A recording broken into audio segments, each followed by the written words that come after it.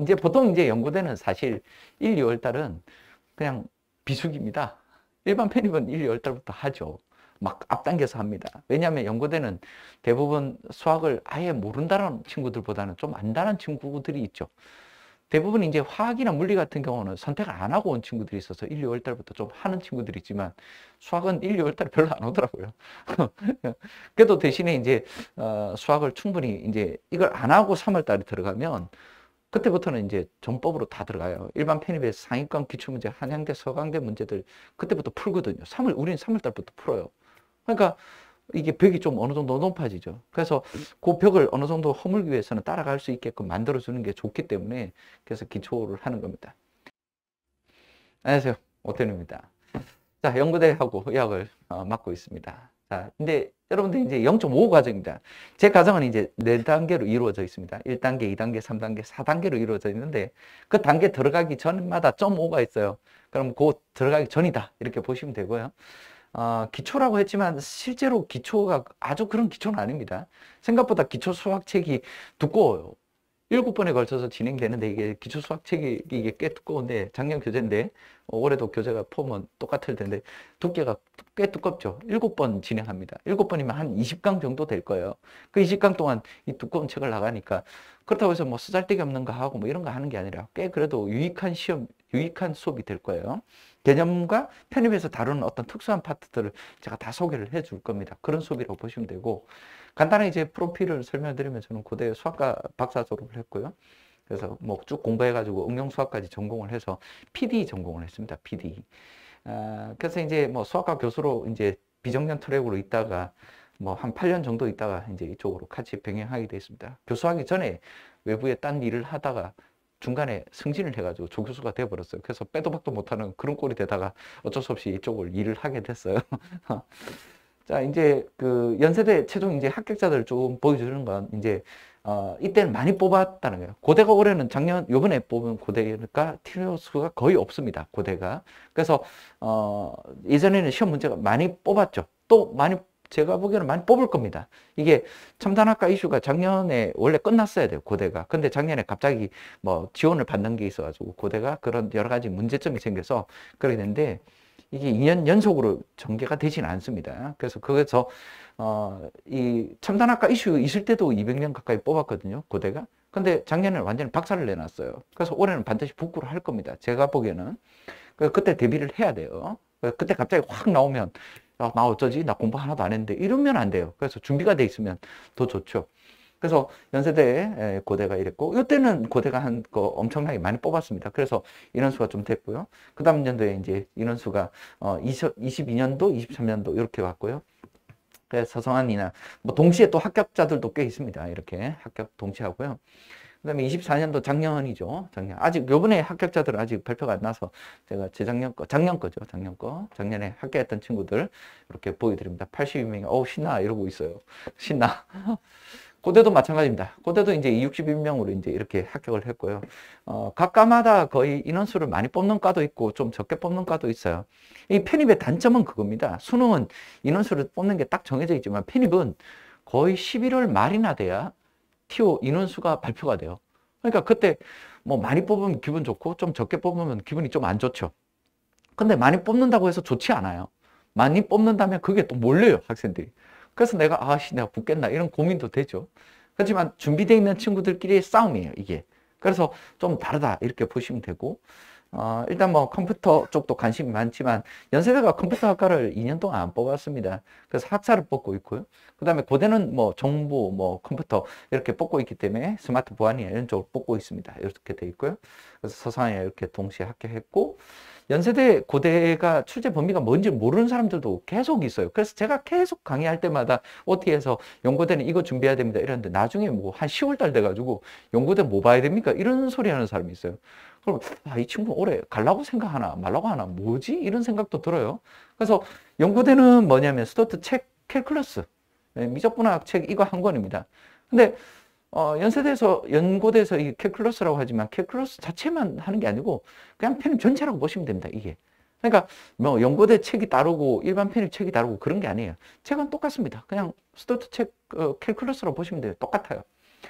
대신에 이제 포인트가 다르죠. 뭐 단답형이냐 서술형이냐 문제 자체의 그 포인트가 다른다는 거죠. 뭐 증명 문제가 나오기도 하고 한 증명 문제가 안 나온 적은 몇 년 되긴 했지만 또 이러다가 갑자기 연세대에서 내버릴 수도 있어요. 연세대 같은 경우는 이제 선행대수학이 또 추가가 돼요. 랭책이거든요. 이 책이 상당히 추상적입니다. 그래서 증명 문제가 나오지 않을까 노심초사해서 열심히 훈련시켰는데 훈련시킨 뭐 심화과정 가서 훈련시켰는데 작년에 하나도 안 나왔어요. 그냥 기본 진짜 기본 생기본 문제만 나왔어요. 그래서 올해는 뭐 진짜 계산 문제 뭐 좀 많이 추가해서 그런 문제들 많이 풀게 해줄 거고 고대는 이제 이 선행대 수학이 안 나와요. 그냥 미적분 하나입니다. 그러니까 고대 준비하기 매우 좋죠. 티오가 많이 나오면 더 좋을 수도 있습니다. 근데 고대도 향후 제가 보기에는 선행대 수학을 이렇게 보강을 해서 집어넣지 않을까 생각이 들지만 지금 여러분들한테는 미적분학 책 한 권이 고대라고 보시면 되고 연세대는 요거하고 선행대 수학 그리고 연세대는 또 미분 방정식 또 출제가 돼요. 그렇다고 해서 뭐 라플라스 변환이 나온다든지 퓨리에 변환이 이런 게 나오는 게 아니고 기본적인 스튜어트 책에 어느 정도의 그 내용이 좀 들어가 있어요. 그 내용에 기반되어 있는 내용으로 확장돼서 나오기 때문에 그 부분을 공부를 하게 될 겁니다. 그래서 우리가 그 스튜어트 책 미적분학 책이라고 한다면 이제 책이 두 개로 나뉘어요. 크게는 이제 원베리어블, 멀티베리어블 이렇게 두 가지로 나뉘는데 원베리어블은 이제 수능에서 다뤘던 것들이라 함수의 극한이나 미분, 적분, 급방대, 수열, 무한급수, 미분 방식 이런 것도 이제 어느 정도 우리가 봤던 내용들이죠. 그래도 뭐 좀 귀에 익죠.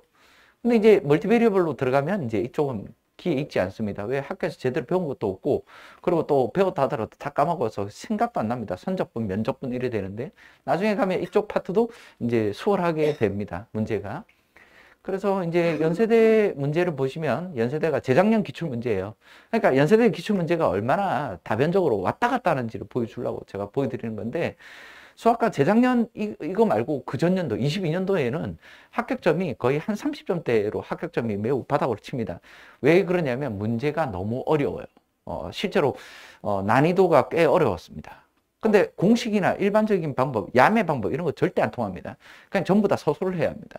게다가 문제 자체가 이해를 못하면 접근도 못합니다. 그 정도로 난이도가 높아서. 그때 현장에서 학생들이 한 5, 60점 나왔어요. 그래서 합격생이 정말 많이 나왔어요. 그때도. 그래서 이제 그렇게 했다가 그 다음 연도에 또 시험 문제가 또 유형이 또 바뀌어버려요. 그 다음 연도에. 또 교수가 누가 내느냐에 따라서. 그러니까 누가 봉을 잡고 시험 문제 내느냐에 따라서 유형이 매번 바뀌어버리니까 연세대는 뭐, 그리고 난이도도 그렇고요. 그 전년도는 12문제, 13문제 이래 나오다가 14문제 나오다가 요때는 난이도가 좀 떨어지면서 17문제, 19문제 이렇게 출제가 됩니다. 그리고 비수학과는 전부 다 객관식입니다. 찍는 문제가 나왔죠. 그러니까 찍는 문제 나오니까 야 그냥 찍어서 맞출 수 있네 이렇게 우리가 착각을 할 수 있는데 근데 또 그 다음 년도에 요번에 시험 문제 나온 건 또 단답형과 이게 섞여서 또 나와 버렸어요. 그러니까 이제 뭐 객관식이니까 찍는 거구나 이렇게 판단할 수도 없어요. 또 그러다가 또 이제 전부 다 소설로 또 바꿔버릴 수도 있거든요. 수학과 같은 경우는 일변수, 다변수, 선행대수학 이제 이렇게 나오는데 수학과는 19문제 중에 2문제가 서술형이에요. 이 2문제에서 결판 보는 거예요. 수학과 학생들은 가늠이 매우 실력이 좋기 때문에 꼭 한 2문제에서 결판 난다고 보시면 되고 그 다음 비수학과 학생들은 그냥 어차피 이때는 뭐 찍는 문제니까 크게 문제가 없어요. 근데 이때 문제들이 거의 다 올림피아드급이나 난이도가 꽤 높은 문제들이었고 요거 전 단계는 그거보다 더 높았습니다. 난이도가. 근데 이제 고대 같은 경우는 이제 수학과 비수학과가 10문제씩 이렇게 나오고요. 단답형이 10문제가 나옵니다. 일변수, 다변수, 서술형 뭐 이런 식으로 나오죠. 그래서 수학과를 위해서 고대는 증명문제가 이 서술형이 하나 나오고요. 비수학과는 뭐 그냥 뭐 단답형으로 나옵니다. 단답형으로. 수학과 또 요번에 시험 문제 나온 건 보시면 또 갑자기 19문제 나오다가 또 14문제로 나옵니다. 문제가. 그리고 문제도 수준이 너무 좀 낮다. 어떤 서술형의 문제가 나오긴 나왔는데 그 서술형의 문제가 우리 교재에서 1단계에서 다룰 수 있는 그런 단순한 거. 선행대 수학도 아까 랭책의 추상적인 문제는 하나도 안 나오고 그냥 간단하게 계산하는 문제 뭐 이런 것들이 나왔어요. 그러니까 뭔가 특별한 걸 알아야 계산을 알아야 공식을 알면 이런 것들도 있었어요. 그래서 수업 시간에 현장에서 줬던 자료들에서도 시험 문제가 나왔어요. 뭐 이런 것들은 그냥 알아서 공부해라 할 정도로 단순한 공식인데 그것도 냈었습니다. 그래서 올해는 그거 전부 다 교재에다 다 녹여서 같이 그냥 해버리려고요. 작년에 숙제로 줬는데 연구대 준비하는 친구들은 보통 보면 학교를 다니면서 공부하기 때문에 수학 하나만 가지고 1년 내내 공부하는 게 아니잖아요. 수학도 해야 되죠. 물리도 해야 되죠. 화학도 해야 되지. 공인영어 성적도 얻어야 되고 이렇습니다. 그러니까 일반 편입은 하루 종일 이 폭이 넓어요. 공부할 양이 엄청나요. 그래서 아침부터 저녁까지 수학만 한다고 보시면 돼요. 거기는. 근데 우리는 그렇게 수업을 하면 망해요. 왜? 연구대 학생들은 학교를 다니면서 공부를 해야 되고 전공도 공부해야 되고 그래서 그걸 충분히 좁혀줘야 돼요. 그리고 좁혀주는 대신에 단순 계산 같은 것은 자료들을 많이 던져줬는데 작년에 연세대가 뭐 단순 계산 문제도 나와버려서 그래서 좀 그랬습니다. 올해는 이제 그 맞춰서 교재에다 다 또 녹여서 또 그 상황에 따라서 또 맞춰서 또 수업을 해야 합니다. 제가. 그래서 매번 그렇게 설명을 해줄 거고. 그 다음에 고대 같은 경우는 이제 수학과 비수학과 이렇게 뭐 이 정도 나오죠. 단답형으로 똑같이 10문제. 그러니까 고대는 이제 그냥 10문제가 나온다. 단답형으로 나온다. 이렇게 보시면 되고. 게다가 계산형의 문제이기 때문에 크게 어렵지 않습니다. 여기는 뭐 그냥 단순하다. 뭐 수업 시간에 했던 문제들의 그 뭐 문제를 읽어보면 하나도 모르는 문제가 없어요. 그냥 답만 계산 실수하지 않으면 된다. 이런 느낌만 듭니다. 그래서 그렇게 해서 이제 우리가 기초 수학은 총 4장으로 이루어져 있어요. 1장은 이제 정말 집합, 실수의 개념부터 갑니다. 근데 너무 쉽게, 너무 그 쉬운 파트를 너무 오랫동안 잡고 있으면 식상하고 재미가 없기 때문에 내용은 설명하되 빨리 좀 진행되고 그거와 관련된 편입 기출 문제를 바로바로 보여줍니다. 편입에서는 이런 걸 다룬다, 저런 걸 다룬다. 그래서 내가 수능에서 수학을 잘 못했다고 하더라도 편입과는 또 결이 달라요. 그래서 수능 수학을 잘했다고 하면 편입 수학을 하는 데는 도움을 좀 받을 수는 있지만 수능 수학을 잘했다고 해서 편입 수학을 잘한다는 것은 완전히 다릅니다. 이게. 그래서 어떤 친구들은 수능으로 뭐 매수를 하다가 편입을 한 번 했는데 연고대 편입을 한 번 했는데 한 번에 연고대 편입을 합격해버리는 케이스들도 있고 그런 경우들도 많이 있었습니다.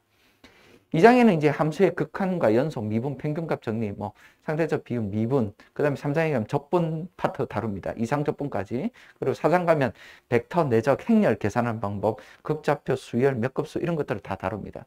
각 장마다 연습 문제가 한 7, 80문제가 들어가 있을 거예요, 교재에. 그래서 연습을 할 수 있게끔 그렇게 주어져 있다고 보시면 되고, 뭐 현장에서는 또 다른 자료들 많이 또 줍니다. 그래서 그걸 가지고 숙제로 하시면 되고, 그래서 뭐 이렇게 뭐 차이점이라고 한다면 뭐 아까도 말했듯이 현장에서 줬던 자료에서 시험 문제 단순 계산 문제도 나오더라고요. 그래서 올해는 다 시키려고요. 후반기에 가면 학생들이 힘들어가지고 선생님 왜냐면 학교도 다녀야 돼요. 학점 관리도 해야 되고 그리고 학교도 다니면서 이게 전공 같이 공부해야 되니까 힘들어 하거든요. 그럼 나중에 가면 선생님 이거 서현대 수학은 공부 안 할래요. 안 해도 됩니까? 이러면 힘들어요. 이러면 그러면 힘들다고 하는데 뭐 하지 마 해라고 하면 또 그러니까 이 정도만 해라. 기초만 해라 했는데 기초보다 또 더 넘게 시험 문제가 나오면 왜 하라고 안 했습니까? 또 이러더라고. 그냥 다 하세요. 그냥 나는 그냥 이제 그냥 다 하라고 이렇게 이야기하고 쥐어 짜든 공부 뭐 힘들다 하더라도 그냥 해 이렇게 이야기하고 싶어요. 그래서 할 수 있는 한 합격할 수 있는 어떤 기회 어떤 포인트들은 다 설명을 해줄 겁니다. 그래서 편입 관련돼 있는 뭐 밴드는 이제 현장에서는 이제 밴드로 이렇게 반복 학습할 수 있게끔 하고 피드백을 주고 현장에서 아마 한 3주 동안은 이제 강좌가 계속 올라와 있을 거예요. 그래서 그걸 가지고 학습을 하시면 되고 뭐 현장 조교가 있어요.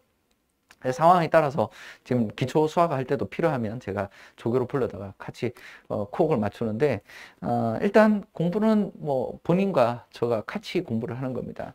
그래서 잘 모르는 게 있으면 언제든지 질문을 하셔야 되고 내가 그냥 넘어가면 안 되죠. 어떤 부분은 저는 또 전달을 할 때 나는 이렇게 전달하면 쉽게 받아들여질 거다라고 하지만 사람마다 개개인마다 다르기 때문에 그 개개인 저는 중에 맞춰서 수업을 합니다. 그래서 그 맞춰서 수업할 때 좀 잘 못하는 친구들은 그거에 대해서 질문도 하셔야 되고 반복적으로 뭔가를 해야 한다라고 보시면 됩니다.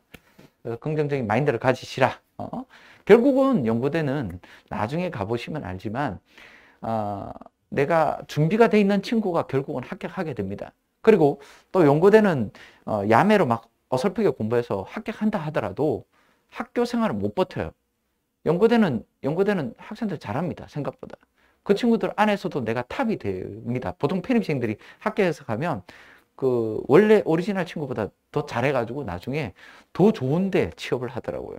대부분 이제 오리지널 친구들은 뭐 5대 기업을 지원했을 때 한 3개 정도 붙는데 편입생들은 5군데 다 붙었다. 뭐 이런 이야기들 많이 해주고요. 그리고 본사나 이런 데들도 많이 가고요. 그리고 나중에 또 이렇게 하다가 또 유학을 가고 박사하고 뭐 이런 친구들도 여러 대 있습니다. 그래서 선배들이 다들 그래도 잘 되어 있더라는 겁니다. 연고대라는 이거는 별거 아니에요. 정말 아닙니다. 연고대 대학 가는 게 뭐가 크게 중요합니까? 근데 그 뒤에 붙는 플러스 알파 알파가 나중에 여러분들의 어떤 여러 가지 삶에 영향을 많이 미치더라고요. 그래서 긍정적인 생각을 갖고 공부를 하셔라. 이렇게 말씀드리고 수업 시간에 들어가서 또 계속 하도록 하겠습니다. 알겠습니다. 감사합니다.